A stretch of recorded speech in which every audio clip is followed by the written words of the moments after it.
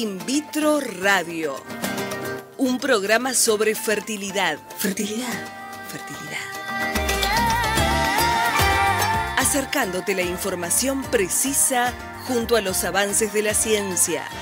Como la luz fluye. In Vitro Radio. Radio. Como la luz desde el interior afuera, desde el exterior a mí. Idea y producción, Dr. Pablo Naveira. Locución, Karina Maldonado. In Vitro Radio.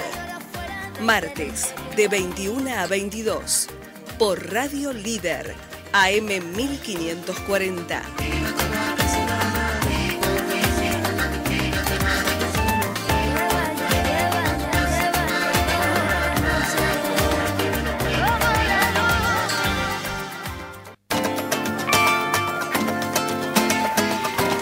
Buenas noches, bienvenidos a In Vitro Radio por AM Líder, AM 1540, como todos los martes a las 21 horas. Nos encontramos junto con el doctor Pablo Naveira y siempre con alguna invitada o invitado en el piso. Sí, ¿qué tal? Buenas noches, Mariana. Bueno, otra vez una horita semanal que acá nos da la posibilidad AM Líder en la zona norte del Gran Buenos Aires, desde Martínez, transmitiendo justamente para la zona norte, que nos pueden escuchar por radio y si no, por internet en www.amlider.com.ar. Esta posibilidad de escucharnos por internet, la verdad que nos trae semana a semana grandes sorpresas con respecto a la repercusión de los audios que se pueden escuchar en YouTube.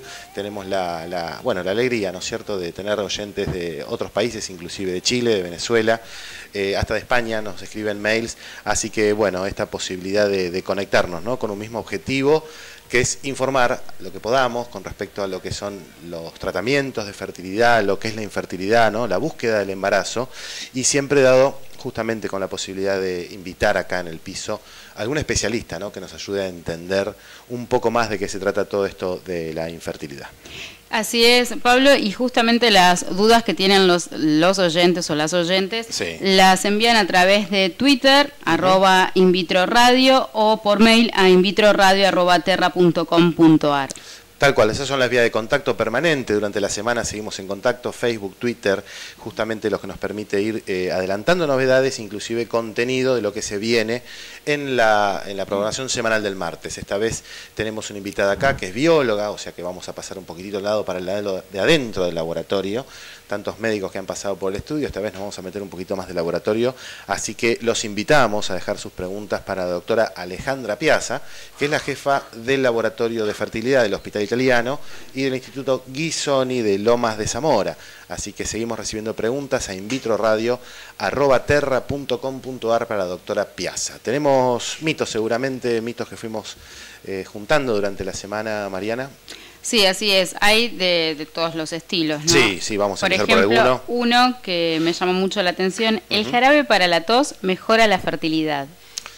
Mirá, la primera vez que lo escuchamos, ¿no es cierto? Sí. Vos también te llama la atención. Sí, por eso me llamó la atención. Debe haber innumerables, ¿no?, marcas de jarabe para tos, naturales, quizás medicamentosos, pero no, la verdad que nunca habíamos escuchado algo por el estilo. De todas maneras, por supuesto que siempre, ¿no?, la consulta con el médico tratante es lo que a ustedes les garantiza que puede llegar a tener algún efecto, ¿no?, en su fertilidad, para bien o para mal, ¿no es cierto? Llevar el frasquito, llevar el prospecto a su médico especialista y ahí seguramente van a poder evacuar esa duda.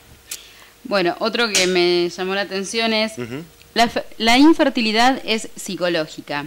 Basta con que las personas se relajen para que puedan embarazarse. Claro, bueno, eso tuvimos un programa entero, ¿no es cierto?, dedicado a lo que sería el estrés y la fertilidad, ¿no es cierto? Cómo el estrés, cómo la búsqueda misma a veces produce situaciones de liberación de hormonas que a veces no son buenas para lo que es la búsqueda del embarazo, ¿no? Puede tener trastornos en la ovulación en la mujer, puede producir alteraciones espermáticas en los hombres, los niveles de estrés muy elevados, ¿no es cierto? Pero bueno, justamente lo que hemos concluido, ¿no es cierto?, me acuerdo bien el doctor Fabio Sobral a explicarnos un poquito qué trataba, que justamente, ¿no?, el trabajo multidisciplinario, inclusive las partes diagnósticas y sobre todo la parte de los tratamientos, ¿no?, acompañado siempre con un apoyo psicológico, es lo que siempre lleva a buen puerto, ¿no es cierto? Los tratamientos pueden ser positivos o negativos, pero con el apoyo psicológico evidentemente uno tiene muchísima más espalda para resolver cualquiera de las dos variantes de estos resultados. Y algo que se escucha mucho hoy en día con esto de tanto de algunas por ejemplo, métodos como acupuntura, sí. Viste que ahora es como todo New Age, como todo muy... Esas terapias alternativas. Terapias ¿no? alternativas, justamente. La acupuntura, sí. ¿influye, o sea, tiene una mirada positiva, influye en algo positivo dentro de la fertilidad o no? Nada que ver. Claro, nosotros estamos muy tecnificados, estamos como a veces del otro lado del mostrador, ¿no? Con la medicina tradicional, con el laboratorio, con el ovulito, el espermatozoide. Por supuesto no podemos negar que ciertas terapias como la acupuntura pueden tener algún efecto beneficioso, ¿sí? Lo que sí no tenemos ningún trabajo realmente serio presentado, digamos, a nivel científico, ¿no? Como para asegurar que esto puede ser verdad. La recomendación permanente es que si los pacientes confían en esas terapias alternativas, sea homeopatía, sea acupuntura, sea tomar alguna vitamina especial, el tema de la maca peruana, que lo hemos hablado acá, ¿no? Una especie de suplemento vitamínico que por lo menos sabemos que mal no hace y que si esto el día de mañana suma algún granito de arena, bueno, bienvenido sea, ¿no? Y otro mito que existe, sobre todo en las personas que están pasando por esto de que no pueden quedar embarazadas y demás, la fertilización in vitro, ¿es riesgosa? ¿Es un proceso riesgoso? Bueno, la fertilización in vitro, ahora vamos a hablar justamente con la doctora Alejandra Piazza del tema. La fertilización in vitro tiene muchas etapas, ¿no es cierto? La parte primera, la estimulación ovárica en la mujer. O sea, es un periodo de 10-12 días en los cuales se utilizan hormonas con el objetivo de ese mes obtener más óvulos de lo habitual. Después hay una parte de quirófano, en la cual, por supuesto, el médico ginecólogo tiene que hacer la aspiración de esos óvulos en un quirófano, por supuesto con anestesista y con un montón de controles de quirófano. Eso, por supuesto, como toda cirugía, como cada vez que uno ingresa al quirófano, tiene sus riesgos que van a ser enumerados por el médico especialista. Y después, bueno, por supuesto, la última parte, ¿no es cierto?, la transferencia de embriones, el resultado positivo, negativo, esta posibilidad de sostener un embarazo múltiple a veces, ¿no?, porque uno a veces transfiere más de un embrión. Esos serían los riesgos, ¿no es cierto? Pero todos en un porcentaje tan bajo que haría que justamente sea un procedimiento muy bien tolerado en la gran mayoría de las veces y que no tenemos descritas grandes complicaciones, gracias a Dios. ¿Sí? Vamos a pasar al invitado y las preguntas. Se fueron acumulando preguntas a invitroradio@terra.com.ar. Así que, Mariana, por favor, presentame a la invitada de hoy. Así es, la doctora es Alejandra Piazza, bióloga, jefa del laboratorio del Hospital Italiano y del Instituto Ghisoni de Lomas de Zamora. ¿Cómo te va, Alejandra? Bueno, desde ya muchas gracias, Pablo, por la invitación. Bueno, y acá estoy para responder a las preguntas que vayan surgiendo. Perfecto. Bueno, muchísimas gracias al contrario por venir acá, poner una horita acá en el estudio de AM Líder. Y bueno, anunciamos tu presencia en la semana en las redes sociales, en Facebook, en Twitter. Y bueno, fueron llegando preguntas que por supuesto vamos a hacer lo posible, ¿no?, dentro de lo que es este programa para poder responder la mayoría de las dudas, esta vez desde el otro, ¿no?, la otra mirada, ¿no?, la parte de adentro del laboratorio, esa cuestión microscópica, ¿no es cierto?, que para todos es un mundo misterioso. Vamos a ver si después, al finalizar el programa, entendemos un poquitito más. ¿Tenés alguna pregunta, Mariana, ahí para Sí, tengo unas cuantas. Dale, empecemos. Comenzamos por la de Juliana de Pacheco. Sí, sí. Estimados doctores, ¿qué diferencia hay entre congelar los embriones por la técnica habitual de congelación o por vitrificación? ¿Cuál es la mejor? Bueno, en realidad las dos se pueden utilizar con buenos resultados, ambas técnicas. Sí. En mi criterio personal, el congelamiento, la criopreservación lenta, daba mejores resultados tal vez con embriones en estadios más tempranos, como en 2 pronúcleos, y en cambio la vitrificación arrojó unos excelentísimos resultados, por ejemplo, para blastocisto, que es un estadio de embriones, estamos hablando de embriones de día 5, de día 6. Ya día 5, ¿no? Claro. Técnicamente la vitrificación requiere de menor tecnología, es más rápida, hoy día los resultados que se obtienen son excelentes, entonces ya no se justifica estar utilizando las técnicas de congelamiento lento, que es más engorrosa, es más lenta. Tal cual, en dos palabras, digamos, dos grandes grupos, ¿no? La congelación tradicional, ¿qué se hacía? Y qué significa ahora la vitrificación, ¿no? Una cosa que es novedosa y rápida. En el congelamiento lento lo que se hacía era se bajaba de manera pausada la temperatura y llevaba más o menos unas 3 horas el proceso, con una deshidratación paulatina de la célula. En cambio, la vitrificación consiste en directamente, mediante un tratamiento de los embriones con crioprotectores, y se lo pone directamente en nitrógeno líquido y queda como en un estado vítreo el embrión. Como un vidrio, ¿no es cierto? Como un vidrio, sí. Y esto es la diferencia, ¿no? Antes la congelación producía como una especie de cristalitos, ¿no es Claro, cierto? Adentro de... lo que había que tratar de evitar es que Claro. los cristales fueran grandes, porque entonces se producía la muerte celular. Como cuando uno pone un hielo en la heladera, ¿no es cierto? Bajar la temperatura muy poquito para que se haga un cubito, eso producía esas rayitas blancas que vemos dentro del hielo. Es como que va empezando, hay que generar un núcleo y a partir de ese núcleo de congelamiento se va congelando el resto del sitio, del medio que va alrededor de la célula y después la célula en sí. Por eso, la vitrificación es la moderna, es la que se viene, es la que supuestamente está todo evolucionando a esa tecnología, Esa técnica, sí. más rápida, más segura y que por ahora está dando muy buenos resultados. Así que, bueno, vamos a seguir con las preguntas. Con la sobrevida es muy buena y las tasas de embarazo son muy buenas. Genial. Fernanda Rofo nos envió por mail, hola, primero quiero felicitarlos por estos programas que nos intentan ayudar en nuestras dudas. Y tengo una edad difícil en cuanto a porcentajes, 42 años, 2 fertilizaciones in vitro negativas, una ovodonación negativa con sus transferencias de congelados negativas. Sí. Todas las betas negativas. Claro. Y cuando pregunto, siempre la respuesta es la misma, no se sabe. Sé que la pregunta es difícil de contestar, pero bueno, se las dejo. ¿Tendré buenos resultados? Sí, por supuesto que esto? yo como médico podría contar un poquitito más, pero en realidad la idea es aprovechar qué nos aporta el laboratorio, ¿no? Un caso clínico así, doctora Alejandra Piazza, ¿qué nos puede decir el laboratorio con respecto a poder mejorar la chance de embarazo de esta paciente? Estamos hablando de una paciente ya de edad avanzada, 42 años, Sí. con 2 fracasos reiterados con sus propios ovocitos. Sí, Lo que no se sabe bien es el por qué con la ovodonación puede llegar a funcionar, porque son ovocitos de una donante joven. Por supuesto que, bueno, esto es una consulta, imposible hacer un caso clínico al aire. Porque no sabemos ni cómo son el semen. El factor masculino, tal cual, una alteración. Si hay algún problema de la implantación. Exactamente. Que ya no es del laboratorio. Pero se juntan, ¿no es cierto?, los médicos, los biólogos, y plantean, ¿no es cierto?, como una especie de Ateneo, el caso de esta señora, ¿no es cierto?, que hizo 3 tratamientos ya, no hubo implantación, claro, fallidos. O sea, ¿hacia dónde apuntaría la obtención de alguna una cuestión de diagnóstico o de tratamiento para ver en qué se puede mejorar? Se supone que los médicos opinan la parte de la mujer y los biólogos nos aportan, digamos, el conocimiento. Si ya estamos con embriones provenientes de óvulos de donante, ya habría que ver en el tema de la implantación y el tema seminal.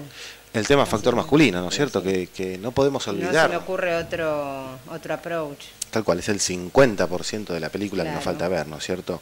El aporte del varón, que por supuesto hemos tenido... la calidad espermática. Calidad espermática, como hoy por hoy se puede estudiar inclusive más profundamente, inclusive hasta el ADN, ¿no? La información genética de ese espermatozoide, a ver si está entera o fragmentada. Fragmentación del DNA de los espermatozoides. Claro, eso es que nuevo, básicamente se puede estudiar, inclusive se puede tratar, y el día de mañana hacer un tratamiento, pero con justamente, ¿no?, los espermatozoides que estén sanos, ¿no es cierto?, con el ADN sano. Esa podría ser, podría no ser tampoco. Opciones, tal cual. Julia de Martínez tiene 28 años y su marido 35. Él está operado de vasectomía ya hace casi 6 años. Y los dos han sido muy fértiles hasta la vasectomía. Ahora quiere quedar embarazada. ¿Podría hacer una ICSI sin hacer una fertilización in vitro? Tal cual. La vasectomía en 2 palabras, ¿no es cierto? Bueno, es la ligadura de unos conductos que tenemos a la salida de los testículos, justamente para no producir la salida de los espermatozoides. Esto es un método anticonceptivo masculino, ¿no?, que por supuesto es reversible, entre comillas, ¿no?, porque justamente reoperar... Lo más fácil sería tal cual.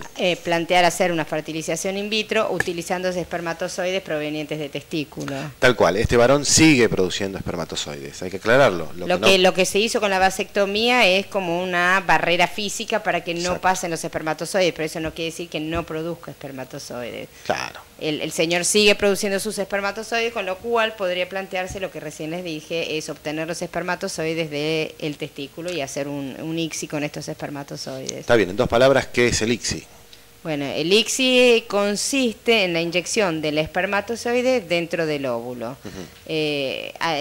Inicialmente las técnicas estas de in vitro lo que se hacía era poner en un cultivo los óvulos y los espermatozoides. La fertilización ocurría espontáneamente, pero a veces tenemos casos en que la cantidad de espermatozoides que tenemos es insuficiente, la motilidad es insuficiente y no son capaces ni aún en in vitro, en condiciones así, de poniéndolos juntos, de fertilizar al óvulo. En ese caso lo que se hace, así surgió la idea, es de inyectar el espermatozoide, es el biólogo que inyecta el espermatozoide dentro del óvulo, con lo cual el requerimiento de un número, no hace falta un número muy elevado de espermatozoides, ya con tener un poco ya es suficiente, basta, uno los va buscando, es suficiente para el procedimiento. O sea, con pocos espermatozoides y no movilidad muy alta. Lo único que necesitamos para hacer el procedimiento es que muestren que tienen un mínimo de vitalidad, y eso es a través de la motilidad, que lo visualizamos.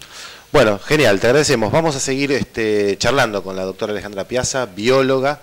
Vamos a hacer un corte, vamos a poner un poquito de música, publicidad, y ya venimos con el segundo bloque de In Vitro Radio.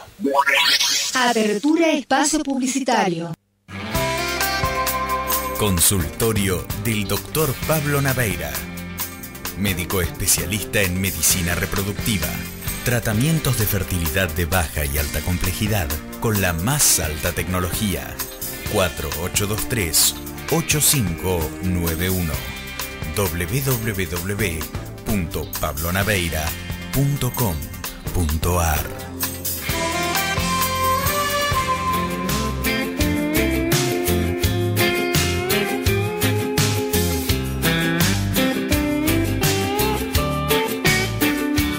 Nos encontrás en Facebook, In Vitro Radio, en Twitter, @InVitroRadio, y en la web www.invitroradio.com.ar. Correo electrónico invitroradio@hotmail.com.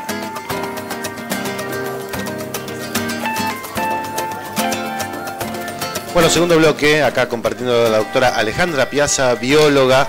Vamos a seguir tratando de responder preguntas, esta vez desde la visión del laboratorio, ¿no? Lo que ven los biólogos al microscopio, los ovocitos, los espermatozoides, los embriones, las calidades embrionarias. Estábamos viendo que, por supuesto, las preguntas a veces son muy, muy difíciles de pasar por radio, pequeñas historias clínicas, ¿no es cierto?, que son difíciles de leer y de transmitir.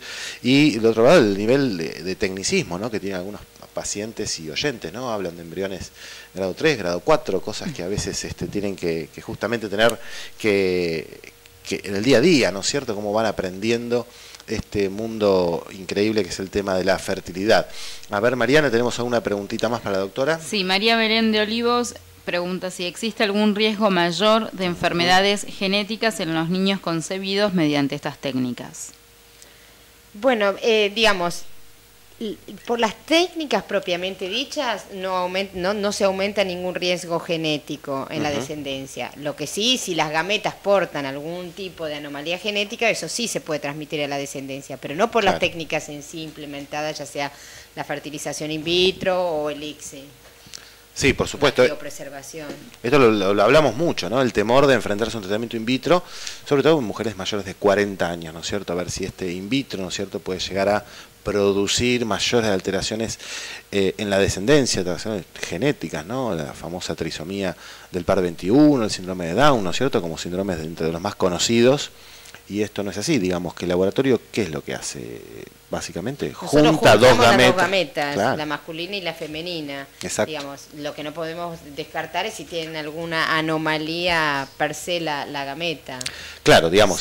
Salvo que hagamos un estudio genético del embrión, etcétera, etcétera, pero digamos, no por la técnica en sí que incrementemos ese riesgo. Esto tenemos que remarcarlo, ¿no? Las técnicas de fertilidad, la fertilización in vitro, el ICSI mismo, la inseminación intrauterina, no suman, pero tampoco quitan riesgo genético, ¿no es cierto? O sea, simplemente lo que decía la doctora, ¿no? Juntamos dos gametas, un ovulito, un espermatozoide, y que, por supuesto, si ya de anterioridad tenían algún defecto genético, por supuesto que eso sí se va a acarrear a la salud de ese embrión, ¿no es cierto? Vamos a ver si podemos terminar con más preguntas para la doctora Alejandra Piazza. nos pregunta si, según algunos médicos, recomiendan hacer la inseminación intrauterina solo una vez por ciclo y otros 2 veces.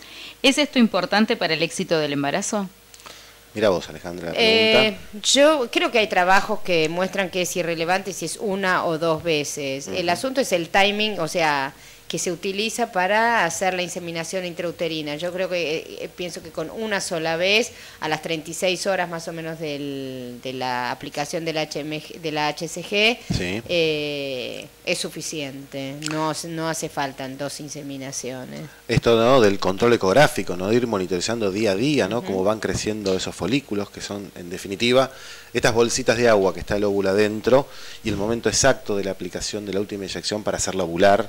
Por supuesto, ahí las corridas con el laboratorio, que a veces cae sábado, a veces cae domingo. ¿Qué va a hacer? Hay que estar igual, ¿no es cierto, doctora? Y coordinar justo el momento ovulatorio con, por supuesto, la posibilidad de colocar los mejores espermatozoides, los más rápidos, dentro de la cavidad uterina, y ahí que lleguen. Pero Claro que los médicos siempre tratan de que las inseminaciones, largar el ciclo de manera tal que las inseminaciones caigan en los días de semana. Ah, por supuesto, sería fantástico. A veces las mujeres ovulan cuando pueden, ¿no? Nuria Ruiz nos envió por mail. Sí. Bueno, hola, mi pregunta es, el día 17 me hicieron una transferencia de embriones, me dijeron que eran de muy buena calidad. ¿Qué posibilidad de embarazo tengo? Mi problema es ovarios poliquísticos, ya tengo una hija de 8 años, fue con tratamiento y ahora no se explican el motivo de por qué no quedé embarazada. Por eso me hicieron un in vitro. Muchas gracias de antemano y espero la respuesta. O sea, tuvo una hija aparentemente espontáneamente. ¿Por tratamiento o por espontáneamente? No, con entendí. tratamiento. Con tratamiento de 7 años. Bueno, 8. claro, hay que ver. ¿Cuántos años tiene la paciente ahora? No lo dice. No dice. Bueno, tiene 7 años más que antes. Claro, ¿no? son Esto, 7 años, son 7 años. que en algún grupo de edades quizás esto no tiene, digamos, mucha importancia, pero por supuesto que sí, su primer hijo fue a los 35 años. Y Es ahora una paciente tiene que hoy por hoy tiene 42 42 años, ¿no? Entonces Esto, ya estamos hablando de óvulos de otra calidad. tal cual. Porque después de los 39, digamos, la calidad ovocitaria y... ¿Por qué es cae. esto del apuro, ¿no?, que siempre hablamos en estos programas, ¿no? Después de los 35 años, después de los 40, ¿ustedes qué ven como biólogos en el laboratorio con respecto justamente a la calidad de estos óvulos que les entregamos? Sí, de aspecto no es que se ven diferentes, pero deben tener un mayor porcentaje de anomalías genéticas, que eso se debe traducir después en bajas tasas de fertilización. Sí, sí. Otra cosa es que las respuestas a la estimulación ovárica también caen. Antes a lo mejor tenían 10 ovocitos o 10 óvulos y Sí. ahora tienen 2, 3. Claro. Entonces, matemáticamente les deja a ustedes, claro, como biólogos, menos chances de conseguir y la calidad embriones. probablemente estén afectados genéticamente esos ovocitos. Sí, sí, sí, eso es fundamental. Por eso el apuro, no podemos, por supuesto, de decirle a Nuria, ¿no?, la Sí, oyente, Nuria, que nos acaba de preguntar. Una pregunta muy puntual, necesitaríamos más datos para asesorarla. De todas maneras, siempre lo que indicamos, ¿no?, el médico tratante, ¿no?, es el que puede llegar a aclararle porcentajes y porcentuales con respecto a este tratamiento a futuro, ¿no? Tenemos una última pregunta. Y después, por otro lado, Sí. sé que en las poliquistósicas, cuanto más jóvenes son para buscar el bebé, mejor. Mejor. Es una patología ovárica en la cual, por supuesto, que una vez que se diagnostica, ¿sí?, hay que tratarla, ¿no?, de diferentes maneras, pero bueno, una de las formas es justamente logrando el embarazo precozmente, ¿sí? Graciela de Capital dice, mi pregunta es si el éxito de la fertilización in vitro en la transferencia de embriones vitrificados es igual que la de embriones frescos. Y también me gustaría saber si es mejor el tratamiento continuado, si fracaso en esta tercera fertilización in vitro o descansar en el verano teniendo en cuenta que cumplo 40 años el próximo año. Mirá Bueno, vos, en ¿no? cuanto a Embriones frescos versus embriones congelados. La pregunta siempre, yo creo que es mejor permanente. siempre el embrión fresco, ¿no? Porque Sí. obviamente un embrión que sufre un congelamiento y descongelamiento o vitrificación, desvitrificación, siempre de alguna manera sufre un impacto. Sí. De todas maneras, los resultados que arrojan la vitrificación y desvitrificación son buenos. Son buenos. La única ventaja que yo le veo de vitrificado, digamos, hacer transferencias vitrificadas respecto de fresco, Sí. es cuando los endometrios no están bien preparados en un ciclo que recibió un estímulo grande y a lo mejor no tenemos un buen endometrio trilaminar, etcétera, etcétera. Sí. Entonces a lo mejor es mejor diferir la transferencia de esos embriones a un ciclo posterior. De todas maneras, siempre la calidad de un embrión fresco va a ser mejor que la calidad de un embrión desmitificado. Tal cual, lo que decía la doctora justamente, ¿no? El endometrio es esa capita interna que tiene el útero donde, en definitiva, después justamente se va a alojar el embrión. Y en los ciclos en los cuales nosotros estimulamos mucho a las pacientes para obtener en ese mes muchos óvulos, por supuesto que esta sobrecarga hormonal algún impacto debe tener sobre ese endometrio, ¿no?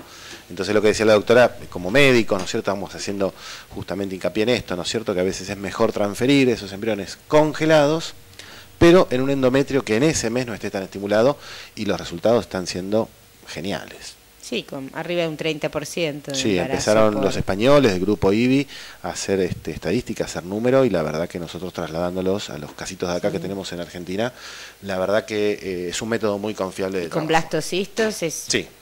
realmente... Sí, es genial. Tengo una invitación para hacer a todos aquellos que... Sí, cómo no. Que tengan dudas con respecto a la fertilidad. El próximo sábado 16 de noviembre de 8 a 14 horas Sí. Se va a realizar las 17ª jornadas de Concebir.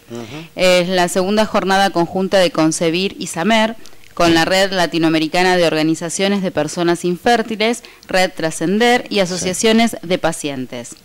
Esto se va a producir entre las 8 y las 14 horas en America's Towers Hotel de Libertad 1070 de la Ciudad Autónoma de Buenos Aires. Y aquellos que quieran información o desean inscribirse pueden ingresar directamente en la página de Concebir Asociación Civil. Sí, concebir.org.ar.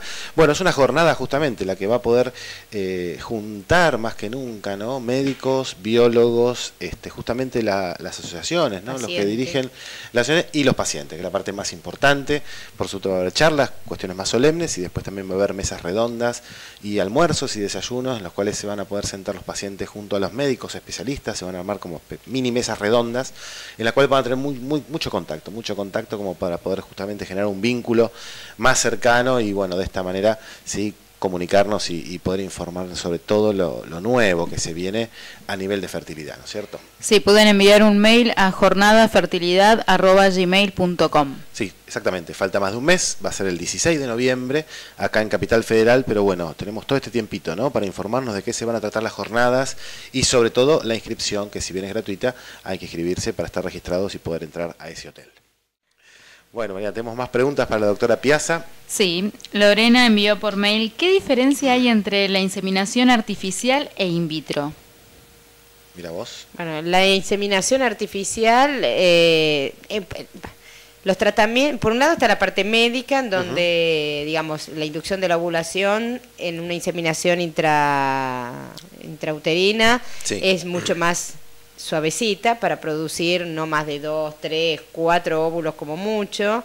En cambio, en una in vitro la inducción es más fuerte porque queremos justamente cosechar una mayor cantidad de óvulos. Claro. Y después, en la inseminación intrauterina consiste en recibir la muestra, en el laboratorio recibimos la muestra del semen del marido, se procesa eligiendo una población de espermatozoides mótiles, y luego el médico se la deposita en la cavidad intrauterina. Sí.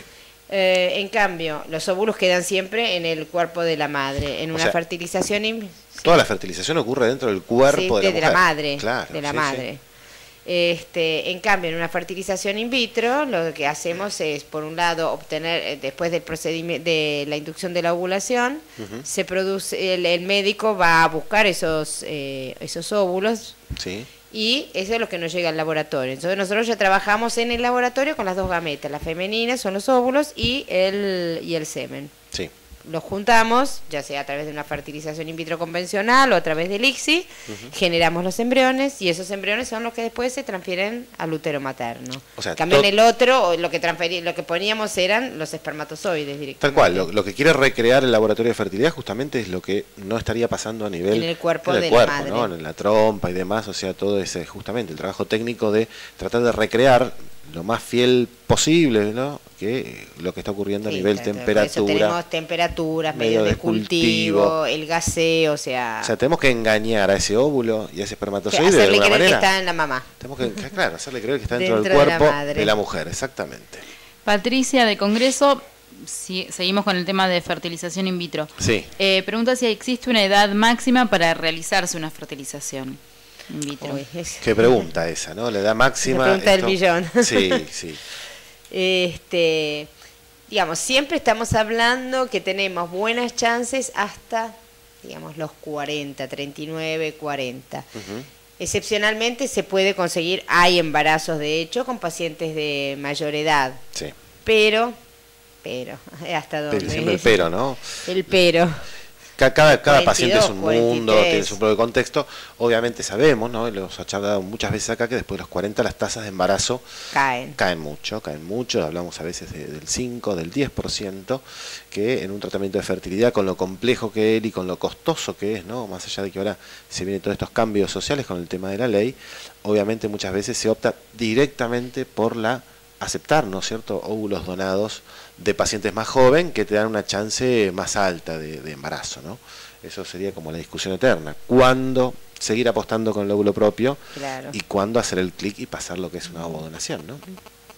Y sí, ese es un punto. Hay pacientes que a lo mejor a los 42, 43 años todavía responden bien a la medicación. Sí, sí. Podemos obtener 8 o 10 óvulos y Claro. de eso probablemente tengan una mayor incidencia de anomalías genéticas, pero hay pacientes que todavía... Y hay otras que uno les da, los médicos les dan muchísimas hormonas y son incapaces de producir 2 óvulos. Claro, entonces ahí sí está más complicado, ¿no? No podemos conseguir Claro. óvulos, por supuesto que esto sí hace que a veces el volantazo o el cambio de rumbo sea tomado más Entonces, pero a lo más mejor la rápidamente. paciente necesita pasar por ese golpe más duro de ver Sí. que, bueno, no responde, no va, para después pasar a la ovodonación. Clarísimo, clarísimo. Vamos cerrando ya unas preguntitas más y ya se nos viene el final del programa. Lamentablemente se nos está pasando la horita de In Vitro Radio. María Luján pregunta si te realizaste una fertilización in vitro y no se logró el embarazo, ¿en cuánto tiempo te la podés volver a hacer? Ujú. Mira vos. Tiempos de espera, biológicamente, claro, uno, a ver, el impacto de haber fracasado, ¿no es cierto?, un intento de fertilización in vitro, hace que uno no haga inmediatamente al mes siguiente otro, sino que por uno Tal vez mismo... pasan 1, 2, 3 meses Absolutamente. y vuelve a repetir. Sí, el consejo como mínimo, la espera sería 3 meses, ¿no? Hay una recuperación ovárica que sí se ve, los ciclos ováricos se van como regenerando cada 3 meses, entonces convenientemente sería, acá en nuestro medio tenemos por supuesto, ¿no?, el impacto emocional, que la pareja por Eso supuesto... quiere decir, toda la parte psicológica, emocional de todo este tratamiento, que es ¿Quién? bastante... ¿Quién tiene tanta espalda para hacer un tratamiento tras de otro, ¿no? Y el factor acá, por supuesto que hay que nombrarlo, ¿no? En Argentina los tratamientos son caros, son muy caros. Entonces realmente muy pocas parejas pueden hacer un tratamiento tan seguido, ¿no es cierto?, como para que esto podamos haberlo comprobado alguna vez, como leemos por supuesto trabajos de Europa, Estados Unidos, en los cuales sí, por supuesto hay parejas que han hecho tratamientos seguiditos, según ellos no ha bajado ni la calidad de los óvulos, ni la calidad de los embriones, ni sus tasas de embarazo. Pero bueno, somos argentinos, somos latinos, tenemos que tener ese tiempito a veces como para... de espera, Sí. Bancar, un poquito asumir en la realidad que teníamos con respecto a la expectativa. Y después, bueno, la recuperación biológica, ¿no? La mental y la biológica a veces van de la mano, ¿no? Para obtener mejores resultados. Una espera de 3 meses está súper indicada, ¿sí? Estamos ya con la terminando. cortina encima. ¿Se nos fue el programa, Sí. Mariana, de vuelta? Así es, llegamos Bueno. al final de In Vitro Radio. Va pasando volando esta horita, pero bueno, por supuesto queremos agradecer la presencia de la bióloga, la doctora Alejandra Piazza, jefa del Laboratorio de Fertilidad del Hospital Italiano. ¿Tenemos alguna vía de contacto, doctora, por si algún oyente quiere comunicarse con usted directamente? Sí, vía mail, lo Ujú. pueden hacer a alepiazza, con doble Z, @ gmail.com. Sí, sí. Si tienen alguna duda, me escriben, yo les puedo contestar. Perfecto, sí, esas direcciones de mail que a veces en radio son muy difíciles de pasar, van a estar pegaditas al audio de este programa, que a partir de mañana ya lo van a poder escuchar, como el resto de los programas que estamos haciendo acá en AM Líder, en la página de YouTube, el canal de YouTube que tenemos, y ahí pueden escuchar todos los audios de todos los programas, discriminados por médicos, por temática y demás. Así que bueno, vamos a agradecer y saludar, por supuesto, a Octavio en los controles, Mariana, por favor, muchas gracias. Hasta el martes. Bueno, Mateo, mi hijo, que estuvo acá presente durante todo el programa de hoy. Aprendiendo un poquito. Gracias por venir, Mateo.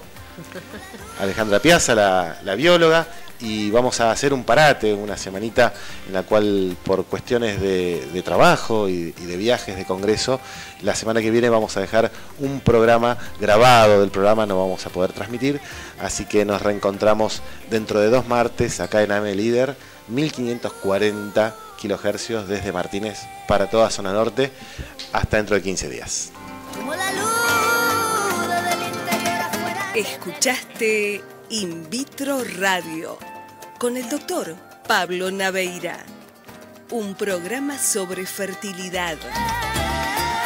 Martes de 21 a 22. In Vitro Radio. In Vitro Radio.